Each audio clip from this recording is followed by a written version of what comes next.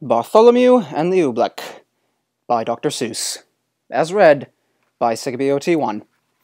They still talk about it in the Kingdom of Dead as a year the king got angry with the sky. And they still talk about the page boy Bartholomew Cubbins. If it hadn't been for Bartholomew Cubbins, the king in that sky would have wrecked that little kingdom.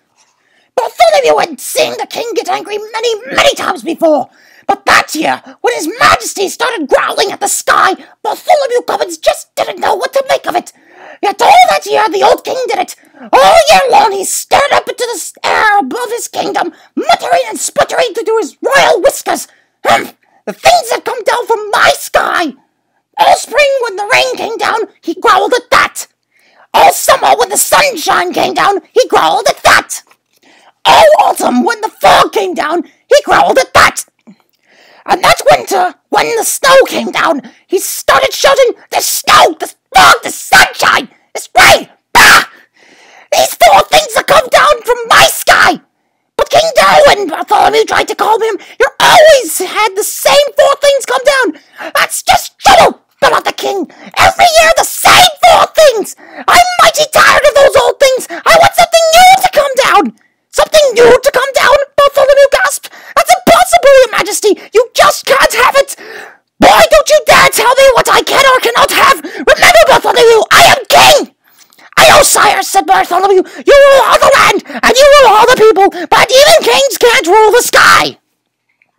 "Can't, eh?" His Majesty flew into a terrible rage. "Well, maybe other kings can't do it, but maybe I'm one king who can. You mark my words, Bartholomew Cubbins, I will have something new come down." But how to get something new to come down? That was rather hard to think up, and for many days the old king stomped about, trying to figure out some way to do it. Then finally, late one night, when all the lords and ladies of the palace were fast asleep, just as the king was buttoning his royal nightshirt, he suddenly stopped still. A strange wild light began to shine in his grey-green eyes. "Well, of course," he began laughing. "They can do it for me. Bartholomew Cubbins, blow my secret whistle. Quick, call forth my royal magicians." "Your magicians, Your Majesty?" Bartholomew shivered. "Oh no, Your Majesty, don't call them." "You hold your tongue, Bartholomew Cubbins. You do as I command you. Blow my secret whistle." "Yes, sire." Bartholomew bowed. "But, Your Majesty, I still think you may be very sorry."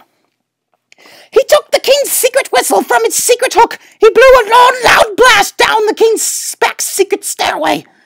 And moments later, he heard them coming. Up from their nasty, musty hole, beneath the dungeon, up the entire midnight tunnel, to the wild bedchamber tower, came the magicians on their paddled, shuffling feet.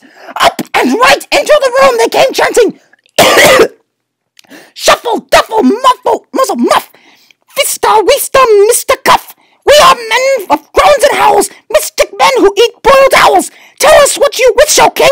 Our magic can do anything." "I wish," spoke the king, "to have you make something fall from my skies that no other kingdom has ever had before. What can you do? What will you make?" For a moment they stood thinking, blinking their creaky eyes. Then they spoke a word, one word. "Oobleck." "Oobleck?" asked the king. "What would it look like?" "Won't look like rain, won't look like snow, won't look like fog, that's all we know. We just can't tell you any more. We've never made Oobleck before." They bowed. They started toward the door. "We go now to our secret cave on Mystic Mountain Necatave. There all night long we'll work for you, and you'll have Oobleck when we're through." "They'll do something crazy," whispered Bartholomew. "Call them back, Your Majesty. Stop them." "Stop them? Not for a ton of diamonds," chuckled the king. "Why, I'll be the mightiest king that ever lived. Just think of it. Tomorrow I'm going to have Oobleck." It took Bartholomew a long time to get the excited king to sleep that night, but there was no sleep for Bartholomew the page boy. All night long he stood in the king's window, staring out at the Mystic Mountain Necatave. Somewhere up there, Bartholomew knew the magicians were working their terrible magic. All night the magicians did. All night they walked circles round their magic fire, making magic mumbling with their clucking tongues.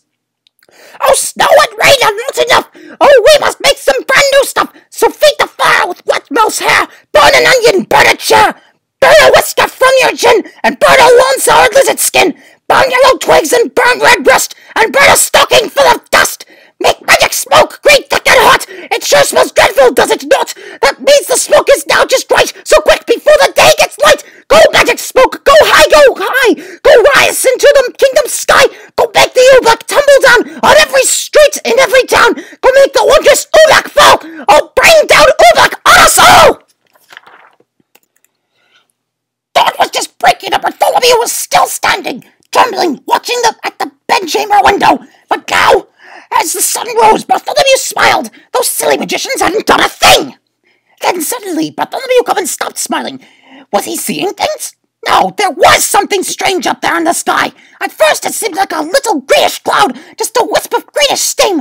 But now it was coming lower, closer, down toward the fields and farms and houses of the sleeping little kingdom. It was swirling around topmost turrets of the palace. Tiny little greenish specks were shivering in the air right over his head. Queer little greenish blobs just about the size of green seeds. He stretched out his hand. He started to catch one. Then he pulled his hand back. There was something frightening about those blobs. Bartholomew slammed the window shut. Wake up, your majesty, he shouted. Your Oobleck, it's falling. The king sprang out of his royal bedsheets. By my royal whiskers it is, he cried. Oh, that's beautiful Oobleck. It's all mine. All mine. I don't like the looks of those blobs, sire, said Bartholomew. They're coming down now as big as greenish peanuts. The bigger the better, laughed the king. Oh, what a day! I'm going to make it a holiday. I want every man, woman, and child in my kingdom to go out and dance in my glorious Oobleck. Out in that stuff? Asked Bartholomew. Do you really think it's safe, sire? Stop asking foolish questions, snapped the king. Boy, you run into my royal bell tower. Wake my royal bell ringer. Tell him to ring the great holiday bell. For a moment, Bartholomew Cubbins didn't move. Run, barked the king. Bartholomew ran. Across the sleeping palace, Bartholomew ran. Then up the ladder of the high bell tower, he climbed to the bell ringer's little cubbyhole in the belfry. Ring your bell, he called. His Majesty the King proclaims today a holiday. The old man crawled out of his cot. He grabbed the bell rope. What's the holiday for, Bartholomew? You'll find out soon enough, said Bartholomew. The bell ringer yanked the rope. Nothing happened. He yanked it harder. Still nothing happened. Huh? What's wrong with my bell? He murmured. I'd better take a look outside. He poked his head out through the little trapdoor. Merciful gracious, he gulped. What is that? All over my bell like greenish molasses. Not away your bell, Bartholomew cried. Look at that poor robin down there in that tree. She's stuck in the nest. She can't move away. That Oobleck's going. It's coming. It's like glue. Ah! The bell ringer wrung his hands. If that green stuff sticks up robins, it'll stick up people too. Somebody's got to warn the people, cried Bartholomew. Go wake them and warn them to stay inside their houses. I'll tell the royal trumpeter, he shouted. He turned his sled like lightning down the bell tower ladder. To the trumpeter's tower raced Bartholomew Cubbins, and on up the steps 4 stairs at a time. As he ran, he could hear the plop plop of the Oobleck on the window panes. It was pelting against the palace walls as big as greenish cupcakes now. He yanked the covers off the story trumpeter. He shoved his cold trumpet right into his sleepy hands. Get up! Warn the people! Blow the alarm! Alarm? Yawned the trumpeter. Then his eyes saw the Oobleck. Those green things, Bartholomew. Where'd they come from? The king, panted Bartholomew. His royal magicians made them. The royal trumpeter leapt from his bed. The king of ours should be ashamed. He jabbed his trumpet out of the window. Oh, blow, he shouted. The loudest alarm that's ever been heard in the kingdom of Did. But all the royal trumpeter blew was a dog! My horn, he gulped! One of those green things flew inside it! He tried to blow it out! He couldn't blow it out! He tried to shake it out! He couldn't shake it out! I'll get it somehow, he yelled! I'll pull it out! Now, shouted Bartholomew, don't you touch it! The trumpeter's hand was already in it! His fingers grabbed hold of the lump of Oobleck! He could feel it squiggle around in his fist like a slippery potato dumpling made of rubber! He pulled with all his might. The Oobleck began to stretch. Then, boing! The Oobleck stepped back inside the trumpet and yanked his arm back with it right up to the elbow. I can't wiggle a finger, the trumpeter wailed. Oh, Bartholomew, what'll I do? I don't know, and I hate to leave you stuck to your horn, but if you can't warn the people of the kingdom, I've got to find someone who can. Out of the room and down the stairs raced Bartholomew Cubbins. Down to the chamber of the captain of the guards. The captain was humming in front of his mirror, combing the ends of his handsome mustache. Captain, do something, shouted Bartholomew. Do something? Why? Smiled the captain. What's wrong?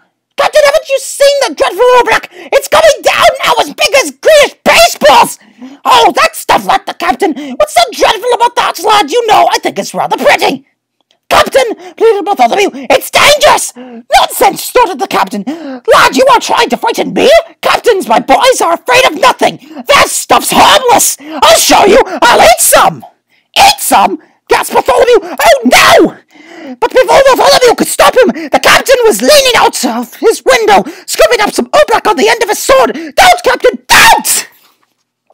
The captain did! By the time Bartholomew dragged him back inside the room, his mouth was glued tight shut with Oobleck. He tried to speak, but the words came out. All the noble captain of the guards could do was blow out a lot of little sticky greenish bubbles. Forgive me for leaving you, Captain, said Bartholomew, but a captain full of bubbles is no help at all. Bartholomew stretched the poor man out. He left him there on his chamber floor. Bartholomew was tearing through the zigzag palace hallways. I'll get the king's horse. I'll ride through the country. I'll warn the people of the kingdom myself. He pushed out the door that led out of the royal stables. Bartholomew stopped. He could go no further. The awful Oobleck was plumping down as big as greenish footballs now, too late to warn the people of the kingdom. There were farmers in the fields getting stuck to hoes and plows. Goats were getting stuck to ducks. Geese were getting stuck to cows. Outside the palace it was piling up great greenish tons of Oobleck, deeper and deeper in every river of the land. There was nothing Bartholomew Cummins could do out there. Shaking his head sadly, he stepped back inside. But inside a moment later, it was just as bad out.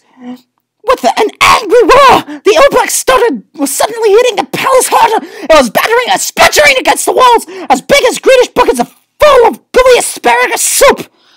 Like a sinking sailboat, the whole palace was springing leaks. The Oobleck was ripping the windows right off their hinges. It was dripping through the ceilings. It was rolling down the chimneys. It was coming in everywhere, even through the keyholes. From every bedroom in the palace came the howls of lords and ladies, frightened in their new nightgowns. They came jumping through the doors. Go back to your beds, get under your blankets, Bartholomew Cummins once crying through the halls. But nobody paid the slightest attention. Everyone in the palace started rushing madly about. The royal cook rushed down into the royal kingdom. Bartholomew Cummins saw him trapped there, stuck to 3 stew pots, a teacup, and a cat. The royal laundress rushed outside to save her laundry. Bartholomew saw her stuck tight to the clothesline between 2 wooden stockings and the king's best Sunday blouse. He saw the royal fiddlers. They were stuck to the royal fiddles. Everywhere Bartholomew ran, he saw someone stuck to something. They were stuck up by the dozens. Every last friend he had in the world was flopping and floundering, all hopelessly caught in the goo. And suddenly, amidst the hubbub, Bartholomew gasped, "The king! Where was the king? He had forgotten about him." It was in the throne room that old Bartholomew found him. There he sat, old King Darwin, proud and mighty ruler of the kingdom of dead, trembling, shaking, helpless as a baby. His royal crown was stuck to his royal head. The seat of his royal pants was stuck to his royal throne. Oobleck was dripping from his royal eyebrows. It was oozing into his royal ears. "Fetch my magicians, Bartholomew," he commanded. "Make them say some magic words. Make them stop the Oobleck falling." Bartholomew shrugged his shoulders. "I can't fetch them, your majesty. Their cave on Mount Necatave is buried deep in Oobleck. Then I must think of some magic words," groaned the king. "Oh, what are those magic words that my magicians say? Shuffle, duffle, muzzle, muff? That's all I can remember, and they don't do any good. The Oobleck keeps falling harder." Bartholomew Cummins couldn't hold his tongue no longer. "And it's going to keep falling," he shouted, "until your whole great marble palace tumbles down. So don't waste your time saying foolish magic words. You don't want to be saying some plain simple words." "Simple words? What do you mean, my boy?" "I mean," said Bartholomew, "that it is all your fault. Now at least you can do is say the magic words, 'I'm sorry.'" No one had ever talked to the king like this before. "What?" he bellowed. Me say I'm sorry? Kings never say I'm sorry, and I'm the mightiest king in all the world." Bartholomew looked the king square in the eye. "You might be a mighty king," he said, "but you're sitting in Oobleck up to your chin, and so is everyone else in your land. And if you won't even say you're sorry, you don't say a king at all." Bartholomew Cummins turned his back. He started for the throne room door. But then Bartholomew heard a great deep sob. The old king was crying. "Come back, Bartholomew Cummins, you're right, it is all my fault, and I am sorry! Oh, Bartholomew, I'm awfully sorry! And the moment the king spoke these words, something happened. Maybe there was something magic in those words, I'm sorry. Maybe there was something magic in those simple words, it's all my fault. Maybe there was, and maybe there wasn't. But they say that as soon as the old king spoke them, the sun began to shine and fight its way through the storm. They say that the falling Oobleck blobs grew smaller and smaller and smaller. They say that all the Oobleck that was stuck on all the people and on all the animals of the Kingdom of Dead just simply quietly melted away. And then, they say, Bartholomew took the old king by the sleeve and led him up the steps of the high bell tower. He put the bell rope into his majesty's royal hands, and the king himself rang the holiday bell. The king proclaimed a brand new national holiday, and all of the 4 perfect things that come down from the sky. The king now knew that these 4 old-fashioned things, the rain, the sunshine, the fog, and the snow, were good enough for any king in all the world, especially for him, old King Darwin of Did. The end.